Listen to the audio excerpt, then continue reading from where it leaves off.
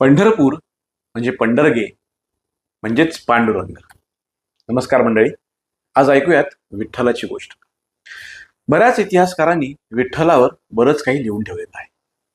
आपल्या सर्वांना प्रचलित गोष्ट म्हणजे द्वापार युग संपताना जेव्हा कृष्ण आणि रुक्मिणी द्वारकेत आले होते, त्यावेळेला राधा कृष्णाला शेवटचं भेटायला आली आणि म्हणून रुक्मिणी चिडून दिंडीर वनात जाऊन बसली आणि जिची समजूत काढायला कृष्ण द्वारकेहून दिंडीर वनात पोचला. आणि मग पुंडलिकाची गोष्ट झाली. मग उभा विटेवर हात कटीवर असा विठ्ठल तिथे जन्माला आला. तेच दिंडीरवन म्हणजे आजचं पंढरपूर. पण दिंडीरवन हा शब्द आलाय दिंडीवनापासनं आणि दिंडीवन हा शब्द आलाय तिंडीवनापासनं, म्हणजेच तिंडीवनम म्हणजे तमिळनाडूपाशी असलेलं एक गाव, म्हणजेच चिंचेचे वन. तिंडीवन म्हणजे चिंचेचे वन.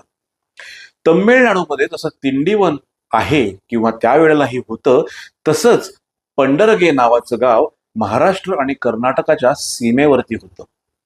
आणि ही गोष्ट पंढरगेमध्ये घडली, तिथेही चिंचेचं वन होतं, म्हणून त्याला पांडुरंग म्हटलं गेलं. मग त्याला पंढरपूर म्हणण्यात आलं आणि हाच पुंडलिक त्या कथेमध्ये त्या काळी पुंडरीक असा होता.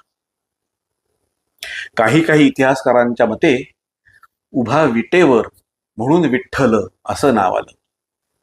विदा म्हणजे ज्ञान, स्थान म्हणजे इग्नोरंट पीपल म्हणजे अजाण लोक, आणि लाटी म्हणजे टू ग्रास्प त्यांना सामावून घेणे.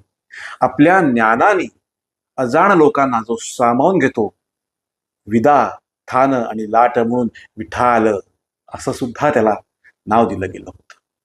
विदा किंवा विधी म्हणजे ज्ञान आणि स्थल, ज्ञानाचं स्थळ जिथे आहे असा विठ्ठल असंही त्याला नाव दिलं गेलं. ही गोष्ट जशी पंढरपुरापाशी पंढरगेपाशी तिकडच्या दिंडीरवनात घडली, तीच गोष्ट तमिळनाडूपेक्षा थोडंसं वर तिरुपती इथेही घडली. म्हणून इकडे विठ्ठल आणि तिकडे व्यंकटेश, बालाजी, म्हणजेच दोन्ही बाळकृष्णाचे अवतार. आकाश पांघरून म्हणूनच त्याला म्हणतात, कारण बालकृष्ण यांनी कुठलीही अलंकारिक वस्त्र धारण न करता तो आकाश पांघरून आहे. कृष्ण हा सावळा, म्हणून विठ्ठलही सावळा. कारण विष्णूकडे जेव्हा इंद्राजी देव सांगायला गेले की पृथ्वीवरती दैत्याचा नाश करायला आपणास जावं लागेल, त्यावेळेला विष्णूनी त्याचे 2 केस काढून दिले आणि एक सांगितलं की एक श्याम केस आहे आणि एक श्वेत केस आहे, हे 2 अंश पृथ्वीवरती जन्म घेतील. म्हणून श्याम केसातनं कृष्ण जन्माला आला आणि श्वेत केसातनं राम म्हणजे बलराम कृष्णाचा भाऊ जन्माला आला. म्हणून कृष्ण आणि नंतर विठ्ठल हा सावळा विठ्ठल झाला. कृष्ण सावळा म्हणून विठ्ठल सावळा, पण तरी त्याला पांडुरंग का म्हणतात? कारण मी मगाशी म्हटलं तसं हे पंढरगे गावावरून त्याला आलेलं नाव आहे.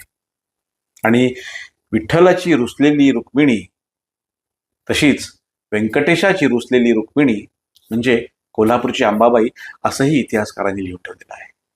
तर मित्रांनो, ही होती विठ्ठलाची गोष्ट आणि आषाढी एकादशीच्या सर्वांना शुभेच्छा. जय श्री विठ्ठल.